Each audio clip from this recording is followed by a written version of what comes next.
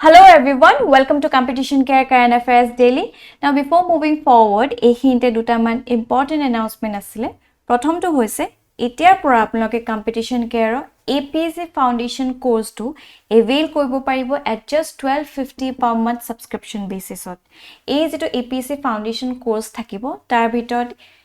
prelim specific main specific aru mock interview specific gute guidance to provide kora hoy. Thik ase? So to avail to our APSC Foundation course, you just need to click on the link given in the description box. Tate goi amar app to apnaloke download korok aru nijor subita onukori you can subscribe to our courses. All right? Ekhini hoise ajir content homu jibo ami discuss korim aru my first topic to loa hoise the Hindu pora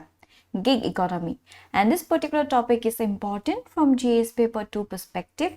logote GS paper 3. Alright, so a gig economy logot joito kisman prashno ami dekhisu UPSC previous year also, right? So he khetrot enokwa dhono topic black important aru pray ami dekhisu newspaper ot ahi thake about gig economy, thik ase? So alright, so ami eta current context to sao. Current context ot koise je the Rajasthan government plans to set up India's first welfare fund called the Rajasthan Platform Based Gig Workers Social Security and Welfare Fund. ঠিক আছে, so এই gig workers সকলে আসলতে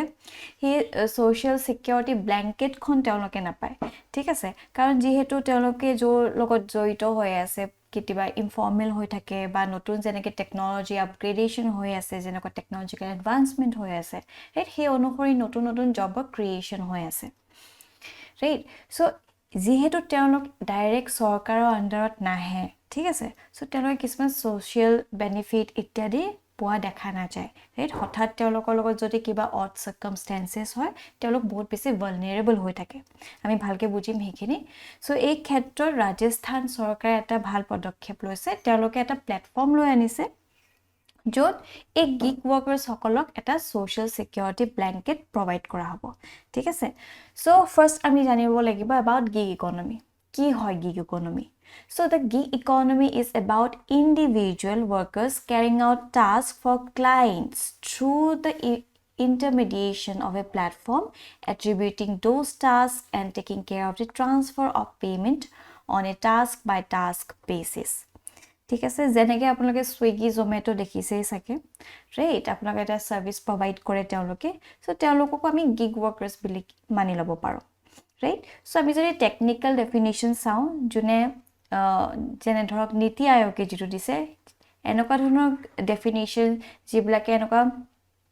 important backing থকা organisation যদি দিয়ে যেনে ধৰক নীতি আয়োগ হওক, হু হওক, ৰাইট, ইউনিসেফ হওক, এইবিলাক ইম্পৰ্টেন্ট হৈ পৰে যেহেতু তেওঁলোকে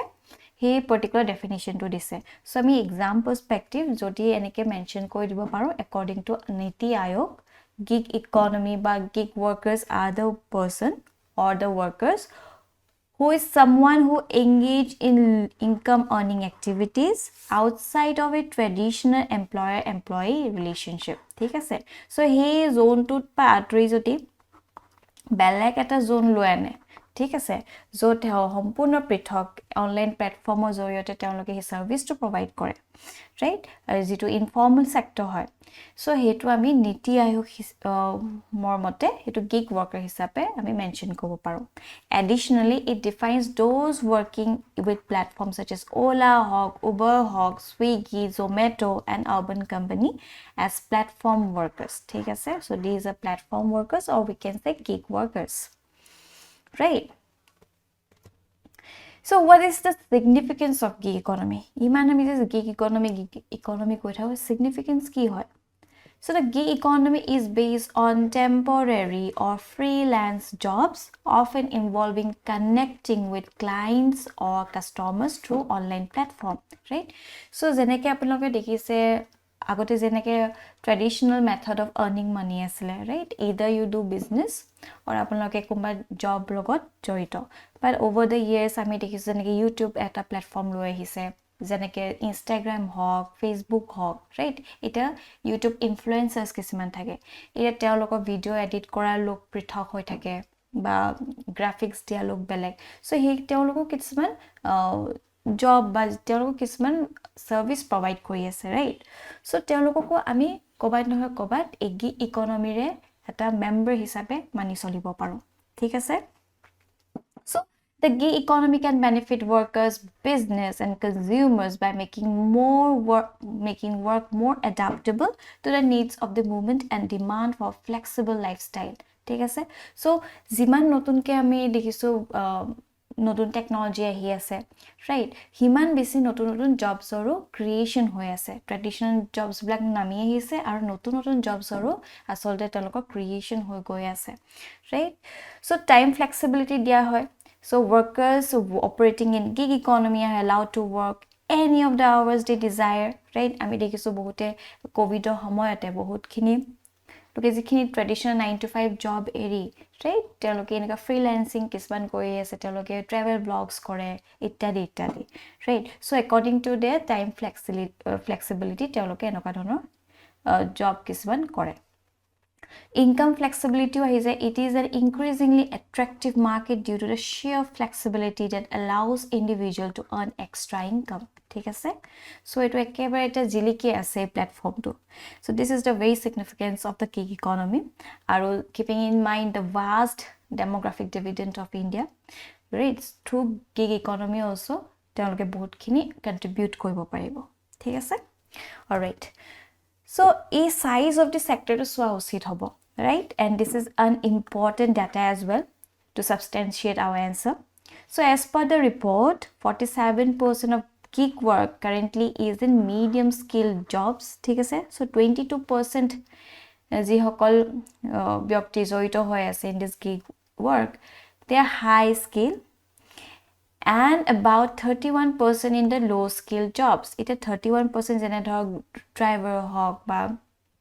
and kuno service dia lok hokol hok right so he khera teolok aru besi vulnerable hoi thake jodi skilled hoy teolokor belag eta platform holo teolokok loi lobo but enoka dhonor low skill jobs blakok ba that teolok idio low wages dia hoy right plus teolokok kuno dhonor social security provide kora nohoy so teolok olop holo vulnerable hoi thake drivers and salesperson accounted for more than 52% of the gig workers more than 52% of the gig workers are related to driver or salesperson so when workers are classified by industries the report says that 26.6 lakh gig workers were involved in retail trade and sales in the financial year 20 and about 13 lakh were in the transportation sector right so Uber Ola black both can expand hoise and roughly 6.2 lakhs person were in manufacturing and other 6.3 lakh in the finance and insurance activities all right as it is job generation potential khetra joti ami sa it is important this is a very important fact say India's gig workforce estimated to be 77 lakh or 7 million right in 2020-2021 aru by the year 2029 but 30 porloike asolte a jitu gig Indian gig workforce hetu expand hoy 2.35 crore porjonto joar pura sambhavona dekha poa goise aru hei karone asolte a term to dia hoise telokok on the platform labor as the fourth industrial revolution ঠিক আছে so ekhini ami kotha gom palo logote gig workers jenoka ami dekhisi man charming eta atmosphere hoy pura ekdom jiliki ase right attractive hoy এই প্ল্যাটফর্মটো ঠিক আনতে এটা বেলেগ এটা side এটাও আছে রাইট বহুত খিনি চ্যালেঞ্জেস জড়িত হৈ আছে প্ৰথমটো হৈছে urban factor so accessibility makes gig work a large urban phenomenon and access to the internet and digital technology can be restrictive factor ঠিক আছে so আমাৰ যিখিনি আমি দিছো ডেভেলপমেন্টাল এৰিয়াজ ব্ল্যাক সিটিজ এখন কিছুমান ডেভেলপমেন্টাল আইল্যান্ডস হৈ গৈছে সেইখিনিতে আপোনালোকে গুটেইখিনি পাব right jiman khini service porjonto serviceor khetrot apnake jikhini access kobo bisarise internet hok digital technology hok infrastructure hok whereas ami joti sao rural area tenoka dhonor iman tar demand to dekha poa na jay so moi eta gao area nisina jagate thaku so yat mo kono Swiggy Ola ityadi ya dekha poa nai moi right because that hey iman demand to nai aru hey khetrot ki hoy bahut khini migration hoi jay right karon sobe nijor karone earn koibo bisarise sobe nijor life to expand koibo bisarise hey khetrot hoyto urban areas blackot aru population বৃদ্ধি হৈ যোৱা বহুতখিনি চান্সেছ থাকে ঠিক আছে so ক্যাৰিং কেপাসিটিত আসলে ভাল এটা প্ৰেছাৰ পৰি যায় সেই particular এৰিয়াটোত right so it is more of a restrictive in nature যে urban area তে এনেকুৱা ধৰণৰ gig workers আমি দেখা পাওঁ দ্বিতীয়তে job and income insecurity ইয়াৰ কথাও মই আপোনালোকক কৈছো যে gig workers often are not employees and hence do not receive income security and social protection এটা covid-19 ত বহুতখিনি আসলতে এনেকুৱা ধৰণৰ এমপ্লয়িজ সকলক right terminate কৰি দিয়া হৈছিল হঠাৎ তেওঁলোকৰ এখন পৰিয়াল চলাবলৈ থাকে বহুতখিনি কথা আহি পৰে but তেওঁলোকৰ সেই social blanket খন social security blanket খন আঁতৰাই দিয়া হ'ল right হঠাৎ তেওঁলোকৰ কোড যাও কি কৰো এনেকুৱা ধৰণৰ সিচুৱেচন হৈ পৰে safety issues to আছে along with it comes occupational safety and health risk included road safety theft and physical assault discrimination or harassment আপোনালোকে নিশ্চয় পাইছে so এজন ডেলিভাৰী বয় আছিল কৰ্ণাটকাত যোন কাস্টমাৰে through online platform তেওঁ এটা আইফোন অৰ্ডাৰ কৰিলে এটা যেটা ডেলিভাৰী বয়টোৱে হে আইফোনটো ডেলিভাৰ কৰিবলৈ ক'লে সো তেওঁ যেহেতু হে কনজিউমাৰ জনে কাস্টমাৰ জনে অৰ্ডাৰ কৰিছে he was not in that financial state to own that particular mobile phone so হে ক্ষেত্ৰত তেওঁ কি কৰিলে জনে ডেলিভাৰী কৰিবলৈ আহিছে হে লৰাটোকে মাৰি পেলালে আৰু ফোনটো লৈ ললে সো হেতু কোবাত বহুতখিনি কথা জড়িত হৈ আছে মেটেৰিয়েলিষ্টিক ইন নেচাৰ হৈ গৈছে মানুহৰ মেন্টালিটি বেলেগ হৈ গৈছে ৰাইট আৰু সেফটি ইস্যুজ বহুত আহি গৈছে কিতিবা কয় যে উইদিন 7 মিনিটছত হে পাৰ্টিকুলাৰ অৰ্ডাৰটো পাবগৈ লাগিব বাস সো এন সো তেনেকুৱা ধৰণৰ বহুতখিনি কাস্টমাৰক এট্ৰেক্ট কৰিবলৈ এনেকুৱা ধৰণৰ সাৰ্ভিসেস দিয়া হয় এটা হেবিলাক মিট কৰিবলৈ হলে বহুতখিনি ৰোড এক্সিডেন্ট হয় বহুত জীৱন শেষ হৈ যায় ৰাইট সো এনেকুৱা ধৰণৰ বহুত কথা আহি পৰে লগতে work pressure to আছে right another challenge is listed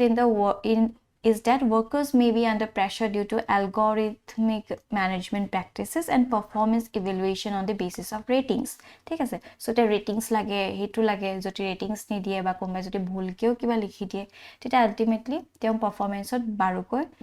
আসলে হানি হয় right so work pressure বহুত বাঢ়ি গৈছে বহুত টাৰ্গেট ওৰিয়েন্টেড হৈ গৈছে right প্ৰায় আমি দেখিছো ডিপ্ৰেসিভ হৈ থাকে মানুহবিলাক ভিতৰত হে মেন্টাল কন্টেন্টমেন্টটো নাপায় regulatory framework is another such concern ঠিক আছে যেহেতু এটো টোটালি ইনফৰ্মাল সেক্টৰ হয় বা নতুন ক্ৰিয়েট হোৱা জবস হয় right so হে ক্ষেত্ৰত তেওঁলোকক হে ৰেগুলাৰিটি এটা ফ্ৰেমৱৰ্ক নাথাকে হে কাৰণে they are more subjected to such vulnerability ঠিক আছে so হেখিনিও আহি পৰে right so এই ক্ষেত্ৰত কিছুমান সাজেশনস আৰু ওয়ে ফৰৱাৰ্ড দিয়া হৈছে আৰু যেহেতু আমি দেখিছো ৰাজস্থান চৰকাৰো আসলতে এই গিগ ওয়াৰ্কাৰ্স সকলক এটা সিকিউৰিটি প্ৰভাইড কৰিব বিচাৰিছে right which is a very good step so in further ways যদি আমাক কিবা প্ৰশ্ন হোদে about gig workers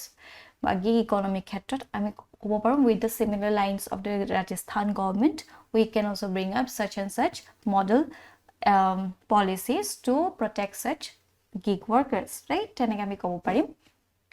Alright, so first suggestions and way ahead খিনি চাই লও extending social security measures ঠিক আছে very important হে ক্ষেত্ৰত আমি দেখিছো ৰাজস্থানে বহুত এটা ভাল কাম কৰিছে যত ধৰক তেওঁলোকক social security measures are required for gig workers and their families যেনে ধৰক sick leave হওক health access হওক insurance হওক right এটা আপোনালোকে যদি দেখিছে contractual হলেও বা কি হওক PF ESI পায় ঠিক আছে So কিন্তু এই gig workers সকলে তেনেকুৱা ধৰণৰ কোনো ধৰণৰ সিকিউৰিটি নাপায় ৰাইট এটা তেওঁলোককো এইবিলাক দিয়া বহুতখিনি প্ৰয়োজন হৈ পৰিছে যাতে তেওঁলোকে হে ক্ষেত্ৰত এই সোশ্যাল সিকিউৰিটি ব্ল্যাঙ্কেট ক্ষেত্ৰত একেবাৰে সিকিউৰ হৈ থাকক ৰাইট আৰু ধৰক ওয়াৰ্ক এক্সিডেন্ট ইন্সুৰেন্স যদি কাম কৰা সময়তে তেওঁলোকৰ এক্সিডেন্ট হৈ যায় গোটে ফ্যামিলিটো বাৰ্ডেন টু কোনে ল'ব ৰাইট ফৰ দ্যাট তেওঁলোকক যদি অকমান মানিটাৰী এলাউন্স বা ইত্যাদি কিবা দিব পৰা যায় বা জব এটাই প্ৰভাইড কৰিব পৰা যায় বহুতখিনি হেল্প হ'ব right boost to platform industry so নীতি আয়োগে কৈছে it is important যেটা নীতি আয়োগে suggest কৈছে launching an initiative to accelerate platformization modeling in on schemes such as Startup India. It asks the regulations to be streamlined and simplified and licensing requirements for aggregators to be reconsidered. Right? So it also suggests that entry barriers in mobility-based platform companies be eased. Right আমি যেটো কৈ আছিলো যে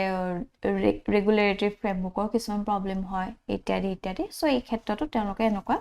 কিছুমান suggestions দিছে তাৰপিছত hyper local delivery so নীতি আয়োগে সাজেষ্ট কৰিছে ask the widespread adoption of hyper local deliveries using two wheelers to be encouraged ঠিক আছে সো লোকেল এৰিয়াতে যদি হে লোকসকলক লোৱা হ'ব ৰাইট বহুত ক্ষেত্ৰত সহায় হ'ব লগতে women in gig economy যেহেতু এটা ডাঙৰ ডেমোগ্ৰাফিক ডিভিডেন্ড আছে right women সকলো যদি এই গিগ ইকনমিৰ বেনিফিট উপলব্ধ কৰিব পৰা যায় তেতিয়া কি হ'ব বহুত ক্ষেত্ৰত একটো হল ইকুৱেলিটি ফালে আমি আগবাঢ়িম right দ্বিতীয়তে জেন্ডাৰ সেন্সিটাইজেশন হ'ব প্লাস এৱেৰনেস প্ৰগ্ৰামছ আৰু ভাল দিশত আসলে আগবাঢ়িব পাৰিব right লগতে persons with disabilities কথাও চোৱা উচিত আমি বহুত ক্ষেত্ৰত দেখিছো Swiggy hawk Zomato hawk তেওঁলোকে এনেকুৱা person with disabilities সকলকো job কিছুমান provide কৰিছে right so তেওঁলোকে dignified এটা way তেওঁলোকে কৰ্ম কৰি আসলতে নিজৰ জীৱনটো যাপন কৰিব পাৰিছে লগতে skilling is very important যেহেতু আমি দেখিছো low skill jobsত বহুতখিনি vulnerabilities থাকে সেই ক্ষেত্ৰত তেওঁলোকক যদি কোন skilling provide কৰিব পৰা যায় so তেওঁলোকৰ যেটো foothold হয় সেইটো আৰু strong হৈ থাকিব right so these are some of the suggestions and way forwards now based on this particular topic at a mains practice question ana hoise so what is the significance and potential of a gig workforce in India's economy suggest ways to further incentivize the sector ঠিক আছে so it 15 marks within 250 words ami likhibo lagibo so আমি যিমানখিনি পঢ়িছো হেখিনি ওপৰত ভিত্তি কৰি আপোনালোকে definitely আনসাৰটো কৰিব পাৰিব জাস্ট এটা ফ্ৰেমৱৰ্ক আপোনালোকক দিছো সে এটা ইন্ট্ৰোডাকশন আপোনালোকে ফাৰ্স্ট দিব যত আপোনালোকে ডিফাইন কৰিব about gig workforce আমি যেনেকৈ কলো নীতি আয়োগে হে ডেফিনিশন এটা দিছে তেনেকৈ দিলেও আসলে আনসাৰটো আৰু বেছি গ্ৰেভিটি বাঢ়ি পৰে ৰাইট আৰু সেই ষ্টেটাসটো আপোনালোকে ক'ব পাৰে যে বৰ্তমান ভাৰতত কিমান শতাংশ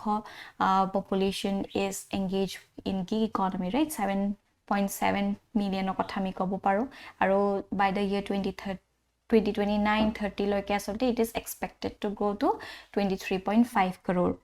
right so হেইবিলাক কথা আহি যাব পাৰে লগতে significance of the gig workforce কথা আমি ক'ব পাৰো contribution to the employment hog economic growth hog addressing unemployment right ইমান ডাঙৰ আমাৰ population হয় আমি এটা চাইনা কো বাইপাস কৰিম right 142.86 crore population আছে বৰ্তমান আমাৰ ভাৰতত so এই ক্ষেত্ৰত এই gig workforce এটা significant factor হৈ পৰিব right for the driver of growth so potential of gig workforce আমি ক'ব পাৰো emphasize scalability right গুটেখিনি আমি ডিসকাস কৰিছো কেনেকে income flexibility আহি পৰে time flexibility আহি পৰে income generation তো হ'বই right হেবলা কথা ক'ব পাৰিম কিন্তু লগতে আমি চ্যালেঞ্জেস দুটা মানো কৈ দিব লাগিব যিখিনি আমি অলৰেডি পাতিছো সেফটি ইস্যুস আছে ইনকাম এন্ড জব ইনসিকিউৰিটি আছে প্ৰেছাৰ আছে ৰাইট ইত্যাদি আমি মেনশন কৰিলো আৰু the ways to incentivize the gig workers যদি আমি চাও আমি way forwards and suggestions যিখিনি পঢ়িছিলো ensure social security and workers benefit ইয়াতে আমি কারেন্ট এক্সাম্পল তো দিব পাৰো যেনেকৈ ধৰক ৰাজস্থানে লৈ আনিছে প্ল্যাটফৰ্ম based gig worker social security and welfare fund ঠিক আছে এনেকৈ আমি মেনশন কৰি দিব পাৰিম তাৰছত facilitate access to financial service hawk encourage skill development and training foster collaboration and networking promote supportive policy frameworks right লগতে যেনেকৈ women সকলকে ইন্টিগ্ৰেট কৰা উচিত right skill কৰা প্ৰদান কৰা উচিত সো এইখিনি কথা আমি ভালকে মেনশন কৰিব পাৰিম আৰু হেখত এটা কনক্লুজন দি এই আনসাৰটো সমাপ্ত কৰিব পাৰিব অলৰাইট সো এনেকৈ আপোনালোকে এটা ট্ৰাই কৰি চাব পাৰে Now moving forward, our next topic is taken from the Indian Express. Integration of Sikkim. And this particular topic is important from GS paper 1 perspective, right? Jito modern India ase. Logote, ami ekhini prelims perspective to important hoy pore. Right? Ji hokole next year dibo, teloke jani thoatu bhal. So current context to hoise 22nd Sikkim Day was celebrated on May 16, 2023. ঠিক আছে just কেইদিনমান দিনৰ আগতে তেওঁলোকৰ 22nd Sikkim Day to pata hoise recalling the history of the former kingdom integration in India in 1975 all right so historical background ami sabo lagibo Sikkim Day or Sikkim Statehood Day is celebrated annually on the May 16, right? প্ৰত্যেক বছৰে 16th of May দিনাখন Sikkim Statehood Day হিচাপে উদযাপন কৰা হয় আৰু এই দিনটো বাছি লোৱা হৈছে to commemorate the day on which Sikkim's kingdom integrated with India in 1975 ঠিক আছে so 1975ত এই দিনটোতে আসলতে সিকিম আমাৰ ভাৰতত ইন্টিগ্ৰেট হৈ পৰিছিল ৰাইট আমাৰ ভাৰতৰ এটা অংশ হৈ পৰিছিল সেই কাৰণে আমি এই দিনটো পালন কৰো Sikkim kingdomৰ কথা যদি চাও the kingdom of Sikkim was established in 1642 ঠিক আছে আৰু Phuntsong Namgyal as the first ruler of Chogyal king of Sikkim আৰু Sikkim's Chogyal dynasty was of Tibetan origin ঠিক আছে so Tibetan originৰ আছিল Sikkim often saw conflicts of land with Bhutan and Nepal যেহেতু এফালে ভুটান আছে এফালে নেপাল আছে সো এই ক্ষেত্ৰত বাইৰে তেওঁলোকে কনফ্লিক্টস কিছুমান ফেস কৰিব লগা হয় The Namgyal dynasty came to an end with the statehood of Sikkim and position of Chogyal was abolished. Alright. It আমি যদি সিকিমৰ কথা চাও in the British era আমি গম পাম সো এই ব্রিটিশ সকলে এই সিকিম যেটো ৰিজন হয় এই ৰিজনটো এটা বাফাৰ ষ্টেট হিচাপে লৈছিলে কিয়নো আমি যদি ভালকে ম্যাপখন চাও ৰাইট সো এটো যদি সিকিম হয় ঠিক আছে এফালে আছে নেপাল এফালে আছে ভুটান এফালে আছে টিবেট আৰু এফালে আছে চাইনা ঠিক আছে সো চাইনাৰ এটা অংশ হৈ পৰিলে টিবেট আপোনালোকে নিশ্চয় জানে সো এইখিনি এই এৰিয়াটো যেহেতু সিকিমটো এটা বাফাৰ জোন হিচাপে কাম কৰিছিল ঠিক আছে কাৰণ আপোনালোকে যদি চাব যদি লগালগ এটা বৰ্ডাৰ থাকে ৰাইট এখন ইন্ডিয়া যদি আছে আৰু এখা হৈছে চাইনা সো কি হয়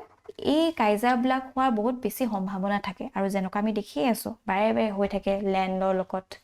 ৰাইট সো এই ক্ষেত্ৰত তেনেকুৱা ধৰণৰ যাতে সিচুৱেচন নহওক সেই ক্ষেত্ৰত সিকিমখন এখন বাফাৰ ষ্টেট হিচাপে মানি চলিছিল The Anglo-Gorkha War, the British helped the Sikkim secure a number of territories that Nepal had previously captured, right? যেহেতু এইটো সাইডে আছে Nepal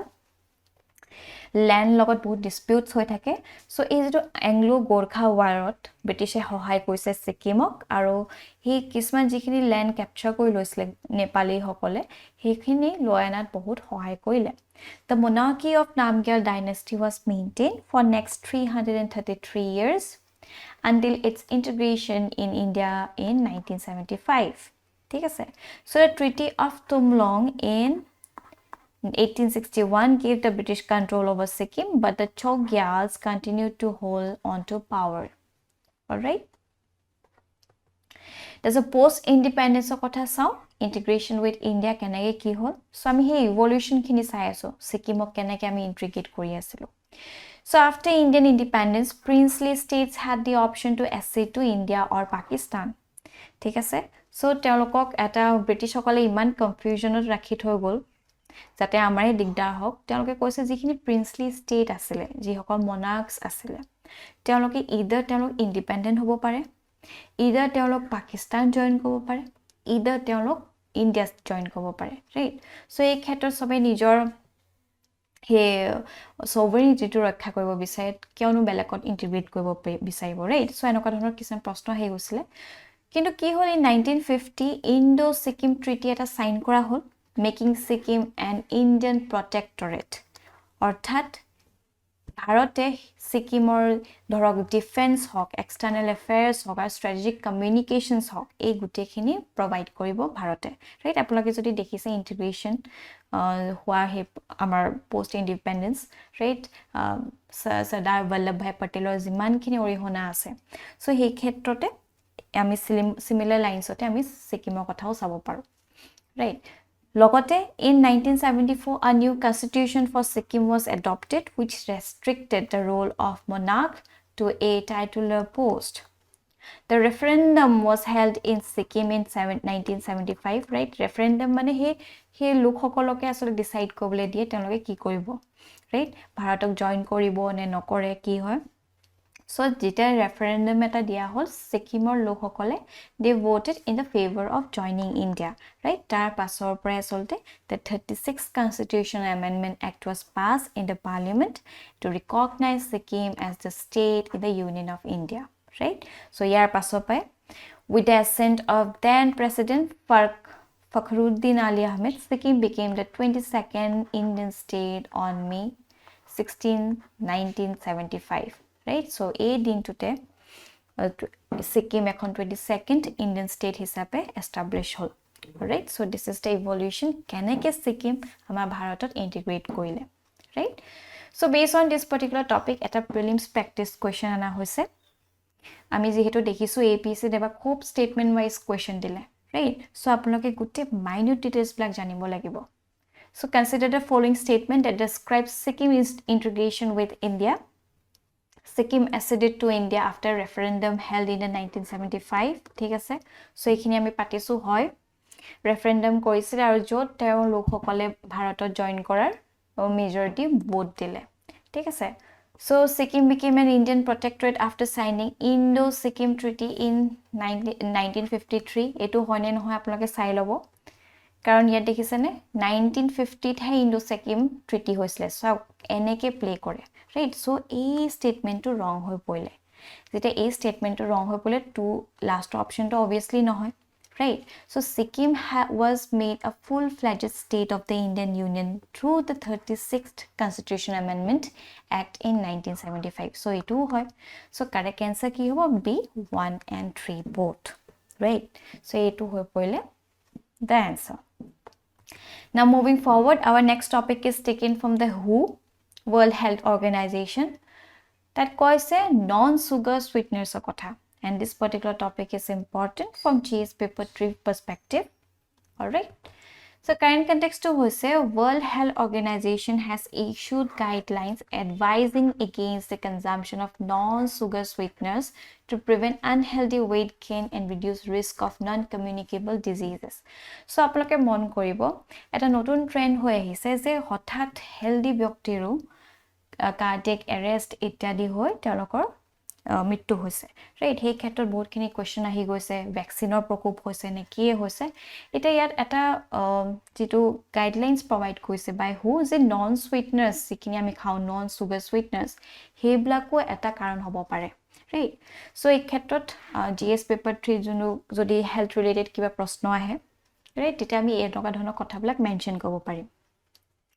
So key highlights jodi sao non-sugar sweeteners such as aspartame, stevia, saccharin are commonly used as sugar substitute in packaged food and beverages, right? So WHO guidelines mote state that NSS non-sugar sweeteners do not offer long-term benefits for weight control. ঠিক আছে? So diabetes hole ba weight jodi bahise bohote non-sugar sweeteners use kore. So yet koise tenoka ekono probable benefits dekha poa nai, right? Aru may have undesirable effects including an increased risk of type 2 diabetes hobo pare, cardiovascular disease hobo pare, right? Jeneke dhok heart attack ityadi and mortality, right? So ei khetrot soboke hotorko koi dise. The NSS lack nutritional value and are not considered essential dietary factors. Alternative methods to reduce sugar intake such as consuming fruits or unsweetened food and beverage should be explored. ঠিক আছে? Logote the recommendation against NSS applies to general population, right? General population there is except for individuals with pre-existing diabetes. It does not include low calorie sugars or sugar alcohols which are different from NSS. The guidelines specifically pertains to the consumption of NSS in food and beverages and does not extend to their use in personal care and hygiene products. The whole aim is to promote healthy eating habits and improve dietary quality worldwide by discouraging the use of NSS to decrease the risk of NCD and promote lifelong health. ঠিক আছে? So আপোনালোকে যদি কিবা লৈ আছে নকা ধৰণৰ non sweeteners, it kindly enoka avoid kora usit hobo. All right, ঠিক আছে? Now moving forward, our last topic is taken from the news on AIR, Operation Jal Rahat, and this topic is very important. ঠিক আছে? From GS paper 2 perspective, GS paper 3 logote GS paper 5 কিয় কারণ আমি ভালকে বুজিবলৈ চেষ্টা কৰিম. Current context to hoise Indian Army Gujarat Corps, right, and disaster management groups conducted a joint flood relief drill called exercise Jal Rahat in Assam. Dekhise so is to drill to teoloke carry koile that is for the Assam, right? Karon amar Assomot ami disu prottek bosore flood ahe bahut manohor mittu ghote, right? Bahut economic hawk, socially hawk sof falor pe asolte আমি দেখিছো loss হয় so এই ক্ষেত্ৰত যদি আগৰ পৰাই এনেকুৱা ধৰণৰ মক ড্ৰিল কিছুমান কৰি লয় বা এক্সাৰসাইজ কিছুমান কৰি লয় ৰাইট তেওঁলোকে ওয়েল প্ৰিপেয়াৰ্ড হৈ থাকিব সো যেতিয়াই ফ্লাডৰ কথা হুদিব যেতিয়াই ডিজাস্টাৰৰ কথা হুদে ইন ৰেসপেক্টিভ টু আসাম আমি এই পাৰ্টিকুলাৰ কনটেক্সটৰ কথা ডেফিনেটলি মেনশন কৰিব পাৰিম ঠিক আছে সো কি হাইলাইটস সমূহ হৈছে the exercise aim to enhance flood relief preparedness right so এটা মনসুন সিজন আহি গৈছে বাৰিষাৰ সিজন আহি গৈছে সেই ক্ষেত্ৰত ফ্লাড হোৱাটো আমি একো ধৰণৰ প্ৰিভেন্ট কৰিব নোৱাৰো ফ্লাড হোৱাটো হ'বই ৰাইট সো সেই ক্ষেত্ৰত আগতীয়া কিছু আমি প্ৰিপেয়াৰ হৈ থাকো আমি বহুত ক্ষেত্ৰত আসলতে সিকিউৰ কৰিব পাৰিম right ahead of the monsoon season it emphasized coordination among multiple agencies and focus on efficient rescue operation and innovative strategies personnel from various organizations including Indian Army SSB NDRF SDRF DDMA and police representative participated in the exercise dekhisene so gute khini stakeholders of include koi loana hoise right etu bahut bhal step koise coordination and rehearsal for rescue missions were conducted to fine tune communication and cooperation between specialist team all right yes significance ki hoy poribo so the drill demonstrated the utilization of local resources and showcase effective use of local materials used flood relief operation right karon hothat flood ahi jabo apuni kot ki lobo right kintu he homoyswate he particular area to jiman khini resource available ase tat ki keneke best use koribo para jay effective and efficiently he khini ei exercise or dwara teoloke আনিবলে চাইছে ঠিক আছে the joint drills provide an opportunity for agency to synchronize efforts share best practices and address coordination gap আমি বাৰে বাৰে যে মেজৰছত coordination দৰকাৰ so এই particular step টোৱে সেই coordination gap খিনি address কৰা দেখা পোৱা গৈছে right so এই ক্ষেত্ৰত মই বাৰে বাৰে কৈছো operation Jal Rahat is very significant right especially from Assam point of view